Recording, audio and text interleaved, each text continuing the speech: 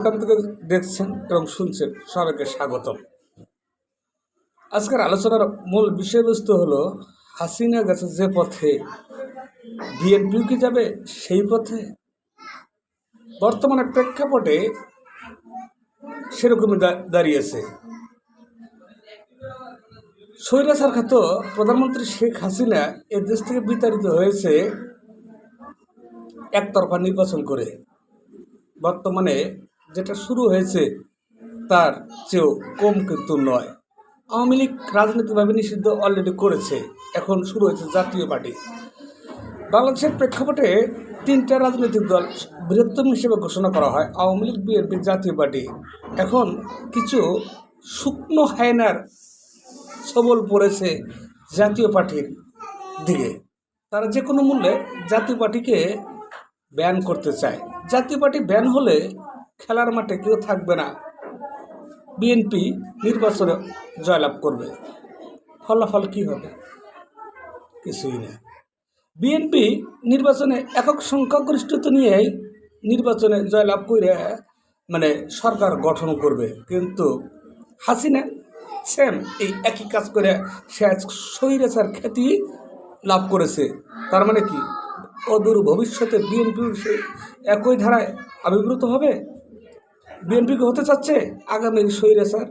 যদি আগামীর স্বৈরাচার হয় তাহলে হতে না চায়, যদি বিএনপি আগামীর স্বৈরাচার হতে না চায়, তাইলে এখানে অংশগ্রহণমূলক একটা নির্বাচনের আয়োজন করতে হবে। আর অংশগ্রহণমূলক নির্বাচন আয়োজন যদি করতে চায়, সেই ক্ষেত্রে অবশ্যই, যেহেতু আওয়ামী লীগকে আলোচনা সমালোচনা আছে, যদি নাও থাকে, অংশগ্রহণমূলক যদি নির্বাচন এদেশে হতে হয় তো জাতীয় পার্টিকে সঙ্গে নিতে হবে। জাতীয় পার্সেন্ট 2004 সালের রিপোর্ট অনুযায়ী প্রায় 14% ভোট ডিজার্ভ করে। 14 সালের পরে আর কোনো এরকম হয় নাই, কোথাও গণনা হয় নাই, যে সংখ্যানুযায়ী কোন দল কত পার্সেন্ট ভোট পাবে।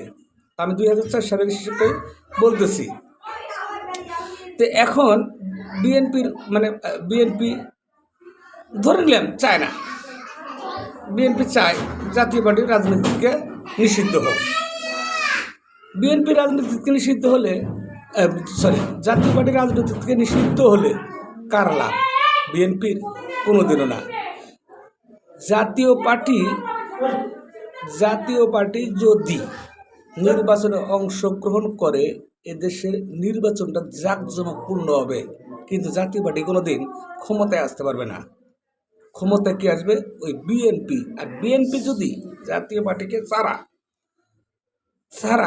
নির্বাচন করে, তাও ওই ক্ষমতায় বিএনপি আসবে, কিন্তু অদূর ভবিষ্যতে স্বৈরাচার হিসেবে খ্যাতি অর্জন করবে বিএনপি।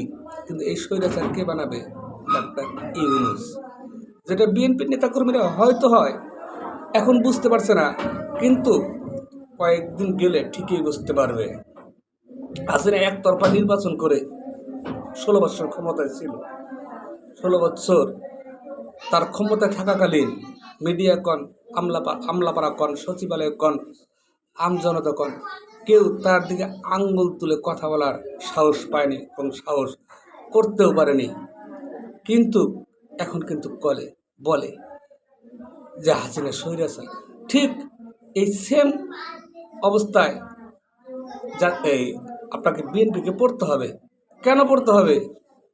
কারণ তার ফাঁকা মাঠে গোল দিছে, তাদের প্রতিদ্বন্দ্বীমূলক নির্বাচন হয় নাই, প্রতিদ্বন্দ্বিতা করে আসতে হয় নাই। স্বৈরাচার হয়ে যাবে টোটাল। ছাত্রদের যে সংগঠন এনসিপি, তারা কি চেক করলে বিএনপির সাথে টক্কর দিতে পারবে না। কারণ তাদের দেশের 64টি জেলায় 465টা উপজেলায় তাদের এরকম সাংগঠনিক ভিত্তি নাই। হয়তো বা কোনো জায়গায় তারা প্রতিদ্বন্দ্বিতা করতে পারে, কিন্তু তারা যে বিএনপির সাথে ন্যূনতম প্রতিদ্বন্দ্বী বা প্রতিরোধ গড়ে তুলতে পারবে না। 2 নম্বর ফ্যাক্ট, জামায়াত গত 20 বছর থেকেই বিএনপির সাথে আছে অ্যান্টিপার্টি হিসেবে।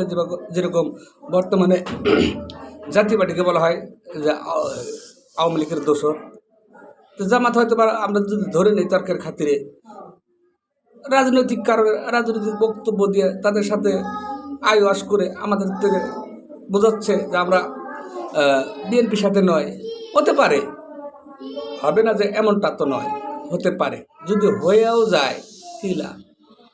কোনো লাভ নাই। তো নব্য স্বৈরাচার্য বিএনপি নীতি নির্ধারকরা হতে চাচ্ছে, তাদের রাজনৈতিক বক্তব্যই বর্তমানে প্রমাণ করছে। তারা যদি নব্য স্বৈরাচার না হতে চায়, তাহলে জাতীয় পার্টিকে ব্যান করা বা জাতীয় পার্টিকে বাদ দিয়ে নির্বাচনের স্বপ্ন দেখা, এটা ভুলে যেতে হবে। নির্বাচন দেশে হবে, তবে জাতীয় পার্টিকে সঙ্গে নিয়ে তাদের নির্বাচন করতে হবে এবং প্রতিদ্বন্দ্বী এবং প্রতিযোগিতামূলক নির্বাচন জাতীয় পার্টি দ্বারাই এদেশের সম্ভব হবে। নইলে আমরা ধরে নেব বা ধরে নিতেই পারে এদেশের জনগণ যে নির্বাচন হচ্ছে, তবে সে নির্বাচন নয়, প্রহসনমূলক, যেটা শেখ হাসিনা করে গেছে গত 16 বছর। কিন্তু দিন শেষে শেখ হাসিনা স্বৈরাচার হিসাবে আবির্ভূত হয়েছে এদেশের মানুষের মনের মণিকুঠায়, কোথাও জায়গা হয়নি, তার হবেও না। তো এরকম নব্য স্বৈরাচার যদি বিএনপি হতে না চায়, অংশগ্রহণমূলক সুষ্ঠু এবং নিরপেক্ষ নির্বাচনের করতে যা যা করার দরকার তাদেরকে করতে হবে সামনের সারির থেকে, এবং তাদেরকে ভূমিকাটা নিতে হবে। ধন্যবাদ সকলকে।